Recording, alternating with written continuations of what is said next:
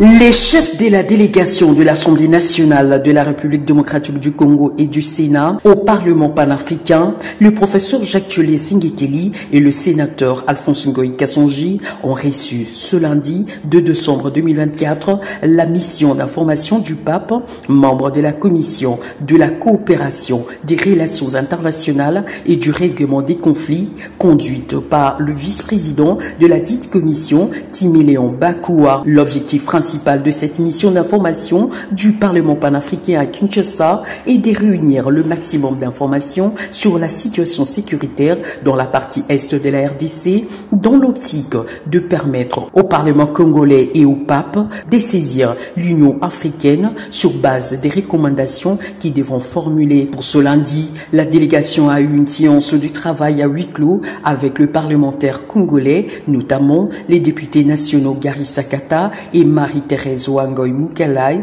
ainsi que le sénateur Christophe Lutundola Penapala, président de la commission de relations extérieures. Juste après, la délégation a été reçue par le président de la Chambre haute du Parlement, Jean-Michel Sama-Lukonde. Les membres de la commission de la coopération des relations internationales et du règlement des conflits du pape lui ont fait part de la motivation de la nouvelle architecture de l'Union africaine qui veut prendre sa place pour faire entendre la voix de peuples africains et par la même occasion manifester la volonté de ne pas rester indifférente au drame humanitaire consécutif à l'agression de la RDC par le Rwanda et ses supplétifs du 1-23. Au sortir de cette rencontre, le rapporteur de l'Assemblée nationale, le professeur Jacques Thiolé Singekeli et le sénateur Alphonse Ngoï Kassonji ont fait visiter à cette délégation les différents compartiments de l'Assemblée nationale et du Sénat, notamment la salle des spectacles et la salle de plénière. Motif de satisfaction pour le chef de la délégation, Timileon Bakoua. Nous sommes ici, membres de la commission, nombre de 7 députés venant de tous les horizons, accompagnés par 4 techniciens. Donc nous sommes ici. Je voudrais d'abord, avant de préciser les objectifs de notre mission, remercier les autorités congolaises qui, depuis notre arrivée, depuis 2 jours, nous a accueillis comme l'africaine. Cette commission qui s'occupe principalement des règlements des conflits. Et nous savons tous que depuis des décennies, l'Est du Congo démocratique vit des moments difficiles. Je parle de la population, vit des moments difficiles. Il n'y a pas de paix, il y a l'insécurité permanente, il y a la mobilité des populations déplacées. On nous dit à peu près 7 à 8 millions de personnes déplacées. Donc c'est un drame qui se dessine aujourd'hui dans l'Est du Congo démocratique. Et le Parlement panafricain, à travers son bureau et à travers également la commission des règlements des conflits, est venu pour s'enquérir, avoir des informations, palper du doigt les réalités. Et lors de notre séjour ici au Congo, comme vous venez de voir, nous avons été reçus par le président du Sénat. Nous serons reçus également par le président de l'Assemblée nationale, le Premier ministre, certains ministres concernés par la question. Nous allons rencontrer des partis politiques, que ce soit de la majorité ou de l'opposition. Bref, nous allons rencontrer la société dans sa diversité. L'objectif, c'est de réunir le maximum d'informations pour permettre à la plénière de l'Assemblée nationale, parce que nous sommes une assemblée consultative. Donc nous devons réunir le maximum d'informations de notre mission pour permettre à la plénière et au Parlement panafricain, sur la base des recommandations, saisir l'Union africaine. Autre temps fort de cette journée, c'est la rencontre avec la vice-ministre des Affaires étrangères, Gracia Yamba Kazadi.